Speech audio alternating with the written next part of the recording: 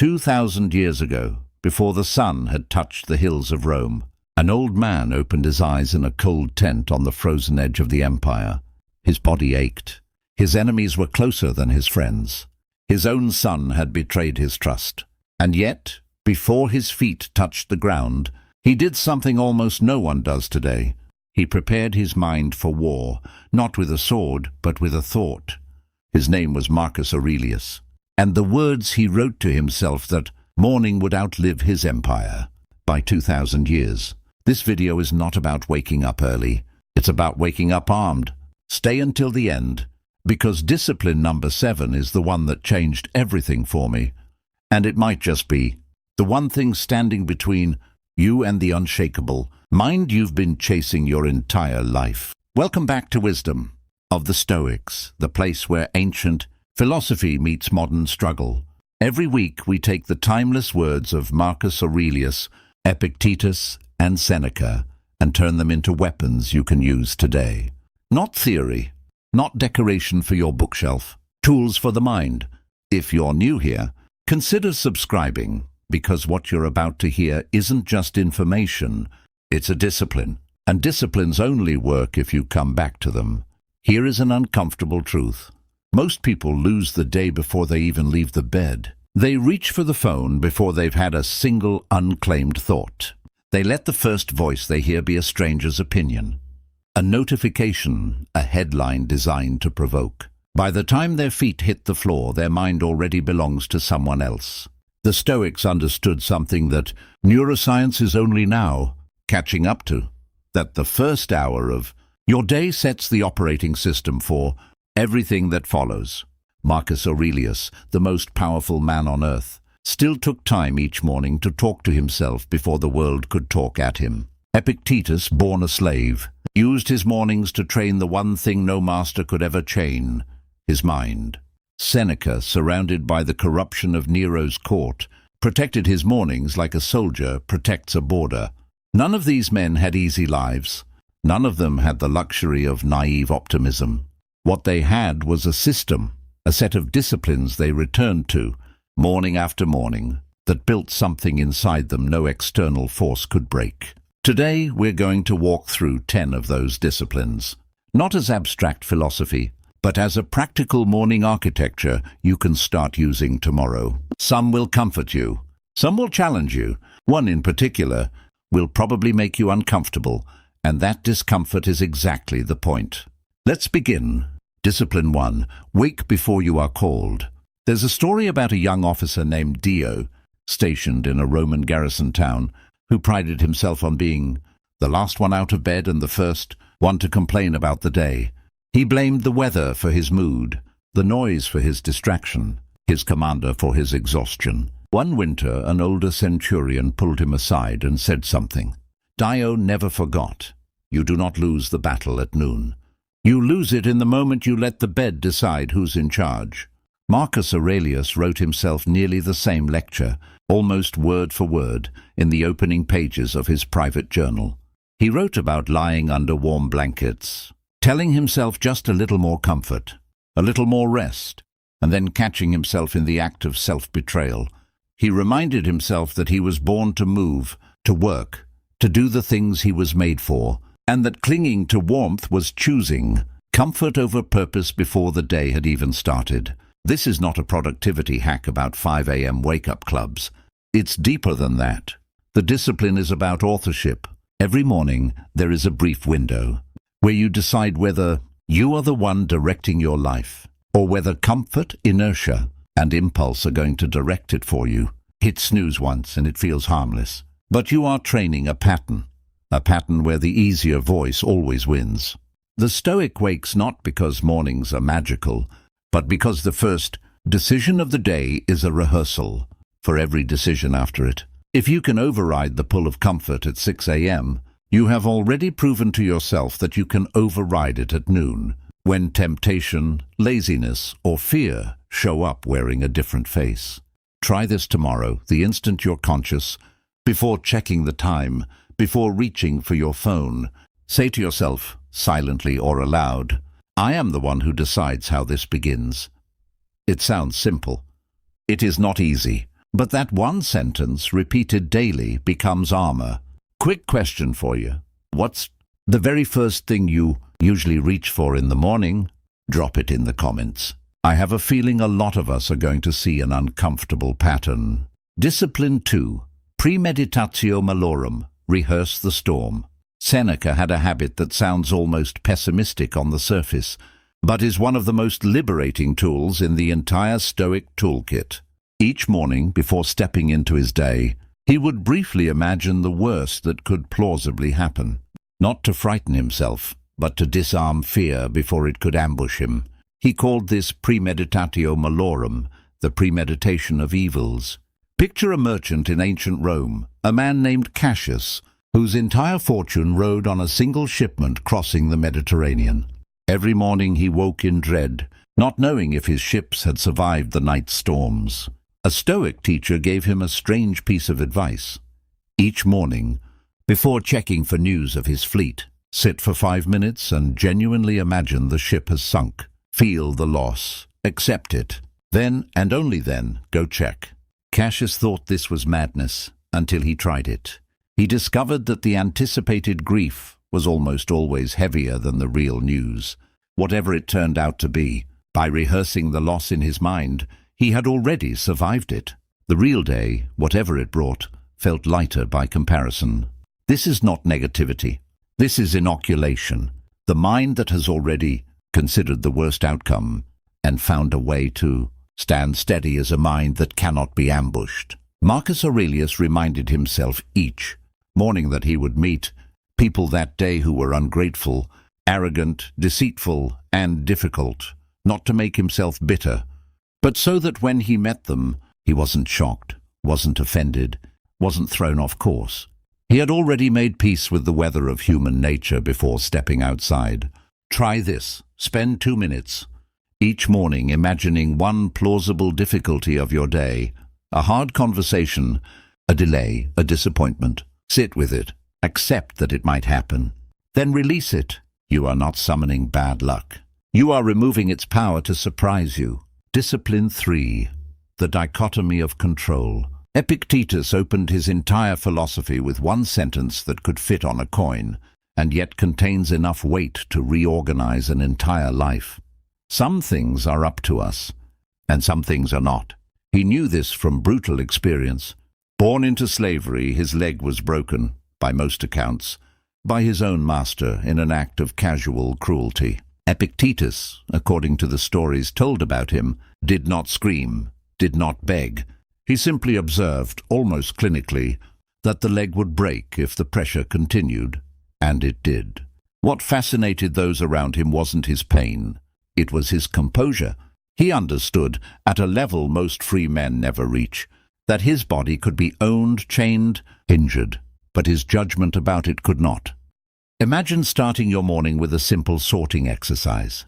Take everything weighing on your mind, an approaching deadline, a family member's opinion of you, a diagnosis, a rejection you're waiting to hear back on, and mentally place each item into one of 2 boxes. Box 1, things within your control, your effort, your attitude, your integrity, your response. Box 2, everything else, other people's opinions, the economy, the weather, the outcome of an audition, the verdict of a stranger. The Stoics weren't claiming that the second box doesn't matter. They were making a sharper, more useful claim. Your peace should never depend on what's inside it. There was a young actress named Livia, a name given to her in one of Epictetus's own teaching examples, who trembled before every performance, terrified of the audience's judgment. Her teacher told her something radical. You cannot control whether they clap.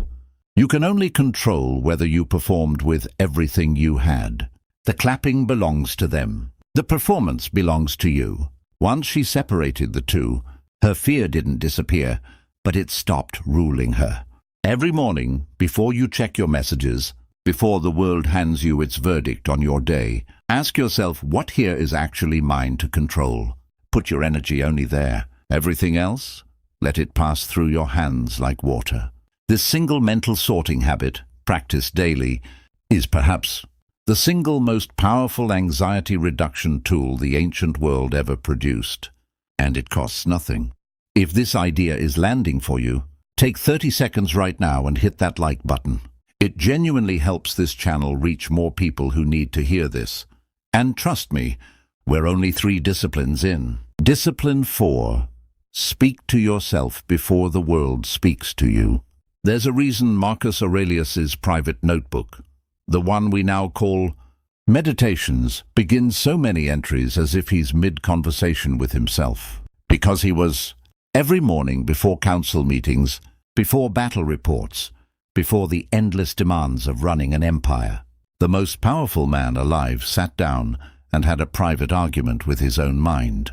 He reminded himself who he wanted to be that day: patient, fair, undistracted by flattery or insult, because he knew, with total clarity, that if he didn't define himself first, the day would define him instead. A courtier would flatter him and he'd risk vanity. An enemy would provoke him and he'd risk rage. A crisis would frighten him and he'd risk panic, unless he had already decided in the quiet of morning who he was going to be. Contrast this with how most of us actually start the day. We open our phones and the first voices we hear are not our own. They are advertisers, strangers, algorithms optimized to provoke a reaction. We let outrage, comparison, and anxiety cast the first vote on our mood, before we've had a single thought that belonged to us. There's an old story, likely more parable than history, of a young Stoic student named Nicholas who complained to his teacher that his days always went badly. The teacher asked him a simple question: "Whose voice do you hear first each morning, yours or everyone else's?" Nicholas admitted it was never his own. The teacher told him, "Then it is not surprising that you live a life written by other people." The discipline here is simple to describe and hard to practice. Before you consume a single input from the outside world, generate one from the inside. It can be a single sentence. Today I will not be provoked easily. Today I will do my work well, regardless of who notices. Today I choose patience before I choose reaction.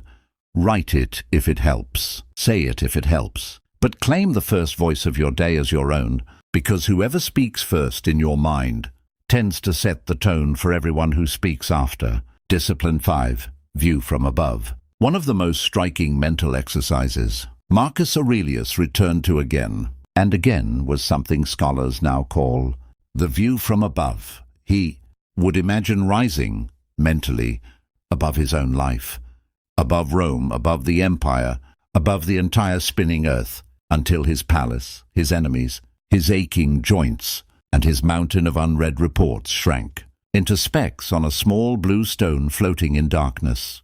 From that height, the insult from a senator that morning seemed almost comic in its smallness. The argument with a friend, the delayed correspondence, the political maneuvering he'd have to face by noon, all of it, seen from that impossible altitude, lost its grip on his chest. This wasn't escapism. Marcus wasn't trying to pretend his problems didn't exist. He was recalibrating scale. Human beings are terrible at judging the actual size of our problems while we're standing inside them. Our conflict with a coworker feels enormous at 8 a.m. and forgettable a decade later. But we rarely borrow that decade's perspective in the moment we need it most. Picture a woman named Helena, a wealthy widow mentioned in the letters of Stoic teachers of the era, consumed with anxiety over a social slight, a friend who hadn't invited her to a gathering. She spun in circles over it for days. A philosopher she consulted told her to imagine, just for a moment, the whole of Rome from the height of a hawk in flight, every house the same size, every argument the same size, every grudge equally invisible from that height. Slowly, she said, the sting of the slight began to shrink to its true size. Nothing. Try this in the mornings, especially on days that feel heavy before they've even begun. Close your eyes. Picture your home from above, then your street, your city, your country, the curve of the earth itself, hanging in silent black space. Then imagine zooming back down, through the clouds, to your street, to your room, to yourself, carrying that scale with you. Whatever is waiting for you today, you now know its true size. Most of it is smaller than it feels. Discipline 6. Do the hard thing first. Seneca had little patience for people who arranged their lives around comfort. He wrote to his friend, Lucilius, about the fact that most men fear labor not because it is truly difficult, but because they've trained themselves, day after day, to avoid it. And the avoidance itself is what turns simple effort into something they dread. There's a well-known Stoic teaching, principle sometimes illustrated through the figure of a young soldier named Titus, freshly enlisted, who dreaded the brutal morning drills, running in armor before dawn, up steep hillsides, under the barked orders of a centurion who seemed to enjoy his suffering. Titus complained to an older soldier that he hated mornings, hated the drills, hated the exhaustion before the sun had even risen. The older soldier gave him an answer that has echoed through military and Stoic tradition alike. The hill doesn't get smaller because you complain about it, but you get stronger because you climbed it anyway. The discipline of doing the hard thing first is deceptively simple. Most of us structure our mornings around ease, check messages, scroll a little, ease into the day, and save the difficult task, the hard conversation, the demanding project, for later, which quietly becomes never or under stress, at the last possible moment. The Stoics inverted this completely. They treated difficulty as a kind of training equipment for the will, something to be sought early, deliberately, while your discipline is freshest and your excuses haven't yet had time to multiply. Every hard thing avoided in the morning doesn't disappear. It waits for you, usually at the worst possible hour, now heavier with the added weight of dread. Ask yourself, tomorrow morning, what is the one task I am most tempted to postpone today? Do that first. Not because suffering is virtuous for its own sake, but because a mind that has already conquered its hardest task by 9 a.m. moves through the rest of the day with a quiet, earned confidence that no amount of comfort could ever produce. Curious how many of you already do this, instinctively. Comment below with the one task you always try to knock out first. I read every single one, and I want to see how many hard thing first people are watching this right now. Discipline 7. Negative visualization of what you already have. Here is the discipline that, if I'm honest with you, rearranged something inside me the first time I truly understood it. We spend our mornings, most of us, silently cataloging what we lack. The body that isn't fit enough. The bank account that isn't full enough. The relationship that isn't perfect enough. We wake already in a posture of deficiency, measuring the gap between where we are and where we imagine we should be. The Stoics practiced something almost the exact opposite, and it is far stranger and far more powerful than ordinary gratitude journaling. Each morning they would briefly imagine the loss of what they already had, not to become anxious, but to restore its value. Picture your own hands capable of movement, and imagine, just for a moment, that you had woken up without them. Picture the people you love, and imagine briefly a morning without their voices in the world. Picture your own breath, and imagine it taken. This is uncomfortable by design. Marcus Aurelius reminded himself more than once that everything he had, his position, his family, his very body, was on loan from a universe that owed him nothing and could reclaim it at any moment, without apology, without warning. Rather than filling him with dread, this thought filled him with a fierce, clear-eyed appreciation for what was, in that exact moment, still his. There's a story, likely apocryphal but instructive, of a wealthy Roman named Fabius, who had grown numb to his own fortune, his health, his family, his estate, until he watched a childhood friend lose everything in a single fire. Fabius returned home that night and, for the first time in years, actually saw his own sleeping children, his own working legs, his own breathing chest, as if seeing them for the first time. He later told his teacher that the fire had taken his friend's house and somehow given him back his own life. You do not need a tragedy to access this clarity. You only need 5 minutes each morning, and the willingness to sit with an uncomfortable thought on purpose. Picture, briefly and specifically, losing something or someone you have stopped noticing. Then open your eyes to the fact that today you have not lost it. That gap between imagined loss and present reality is where gratitude stops being a platitude and becomes something closer to reverence. This discipline alone, practiced consistently, has been shown across modern psychological research to meaningfully shift baseline mood and reduce the numbing effect we call hedonic adaptation. The Stoics discovered it 2,000 years before anyone put it in a peer-reviewed journal. Discipline 8. Prepare for the ingratitude of others. This one stings a little, but Marcus Aurelius insisted on it every single morning. And I think that insistence is exactly why he remained so steady in a world full of betrayal. He reminded himself before leaving his tent that he would encounter people that day who were selfish, ungrateful, dishonest, jealous, or unkind, and he told himself plainly that this was not a flaw in the universe, but simply what happens when you live among human beings. Some, he wrote, don't even understand right from wrong. Others act badly out of ignorance rather than malice. None of it, he decided in advance, would be allowed to disturb his own conduct, because their failures belonged to them, not to him. This is not cynicism. It's armor against a very specific kind of wound, the wound of expecting fairness from a world that never promised it. Consider a young administrator, referenced in Stoic teaching examples, who worked tirelessly for a superior who took credit for every success and blamed his staff for every failure. He came to his teacher furious, ready to quit, consumed by the injustice of it. His teacher didn't tell him the injustice wasn't real. He told him something harder. You are shocked because you expected gratitude. Expect nothing, and you will never again be ambushed by its absence. Do good work because it is who you are, not because you expect applause for it. This is perhaps one of the most freeing disciplines on this list, because so much of our daily suffering doesn't come from what happens to us. It comes from the gap between what we expected and what actually occurred. Prepare each morning for a small amount of unfairness, a small amount of thanklessness, a small amount of human disappointment, not to become bitter, but so that when it inevitably arrives, you are not derailed by shock.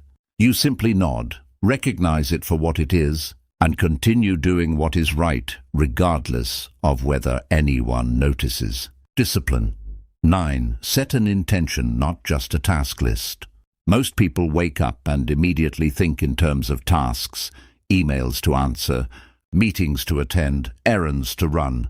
The Stoics thought in terms of something deeper, character. Before Marcus Aurelius listed what he had to do that day, he decided who he intended to be while doing it. There's a subtle but massive difference between today I need to have a difficult conversation with my business partner and today I intend to be honest and calm, even during a difficult conversation. The first is a task. The second is a discipline of character that will shape not just that one conversation, but every interaction layered on top of it. Epictetus taught his students to treat each day like an athlete treats a match. Not simply showing up, but showing up with a defined intention for how they would compete, regardless of the score. A wrestler doesn't just intend to wrestle, he intends to wrestle with technique, with patience, without losing his temper when thrown to the ground. The score is not fully in his control. His conduct is. Picture a merchant named Rufus, mentioned in early Stoic teaching dialogues, who ran a stall in the forum and dreaded difficult customers. His mentor told him to stop setting the goal, sell well, today, and instead set the goal, be patient and fair today, regardless of how customers behave. On the days he focused on the sale, a single rude customer could ruin his mood for hours. On the days he focused on his own conduct, even a terrible customer became irrelevant to his sense of the day, because he had already succeeded at the only goal that mattered, the moment he responded with patience. Try this tomorrow. Before you write your task list, write one sentence describing the kind of person you intend to be while completing it. Patient, honest, undistracted, brave. Let That sentence sit above your to-do list like a banner. Tasks can be interrupted, delayed or ruined by circumstance. Character, chosen deliberately each morning, cannot be taken from you by anyone. Before we get to the final discipline, the one that ties all of this together, if you've made it this far, you clearly care about building real mental strength. That's exactly who this channel is for. Subscribing costs nothing, and it means you won't miss the next video when we go even deeper into Stoic practice. Discipline 10. Memento mori. Remember you will die. We end where, in many ways, the Stoics believed everything should begin, with death. This sounds morbid at first. It is, in fact, the opposite. Every morning the Stoics reminded themselves of their own mortality, not to frighten themselves into paralysis, but to burn away everything trivial and reveal, with startling clarity, what actually mattered. Marcus Aurelius wrote to himself that he could leave this life at any moment, and that this thought should shape how he acted, spoke, and thought in every hour that remained. Not as a countdown of dread, but as a filter.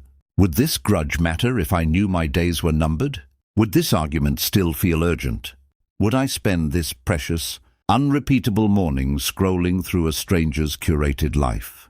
Or would I spend it building something, loving someone, becoming someone? There's a story about a Roman general, victorious in battle, who was paraded through the streets of Rome to thunderous applause, the highest honor a Roman could receive. Tradition held that a slave stood behind him in the chariot during the entire procession, whispering a single phrase into his ear again and again, so that even at the peak of glory, he would never forget it. Memento mori, remember, you will die. At first this sounds cruel, but consider what it actually did. It stripped the applause of its power to inflate his ego. It stripped the criticism he'd face tomorrow of its power to destroy him. It reminded him at his highest moment that all of it, the glory, the crowd, the empire itself, was temporary, and that the only thing that mattered was who he had been while he held it. This is not a discipline meant to make you fear the morning. It's meant to make you use it. Because here is the truth underneath all 10 of these disciplines. The one thread that ties Marcus Aurelius on a frozen battlefield, Epictetus in his broken body, and Seneca in a corrupt court, together across 2,000 years. None of them had unlimited mornings. Neither do you. Each sunrise is not guaranteed. It is issued quietly without announcement. And it is entirely possible that this ordinary morning, the one you almost slept through, almost scrolled through, almost wasted on things that will not matter in 10 years, is one of a finite, uncounted number remaining to you. The Stoics didn't find this thought depressing. They found it clarifying. It's the reason they woke early, rehearsed hardship, sorted what they could control, spoke to themselves before the world spoke to them, viewed their problems from above, did the hard thing first, treasured what they had, expected imperfection from others, and chose their character deliberately because they understood, with total clarity, that the mind you build in these disciplines is the only thing you carry with you when everything else, the applause, the wealth, the very body you woke up in, is eventually inevitably taken. We began this video in a cold tent, watching an old emperor prepare his mind before the sun had even risen. We end here with you, wherever you are, in your bed, your kitchen, your car, holding the same choice he held 2,000 years ago. 10 disciplines. None of them require money. None of them require permission. None of them require anything except the willingness to claim the first moments of your day before the world claims them for you. You don't need to adopt all 10 tomorrow. Choose one. Practice it until it becomes instinct. Then add another. This is not a productivity system you finish. It's a discipline you return to, the way the Stoics returned to it, morning after morning for their entire lives. If this video gave you even one tool you didn't have yesterday, that's exactly why this channel exists. Hit like if you're planning to try even one of these tomorrow morning. Comment which discipline you're starting with. I genuinely want to know, and I read every single comment on these videos. And if you haven't yet, subscribe to wisdom of the Stoics, because we're building something here. A place where ancient minds teach modern people how to become unbreakable, one morning at a time. The sun is going to rise tomorrow, whether you're ready or not. The only question the Stoics ever really asked was this: when it does, who is going to meet it?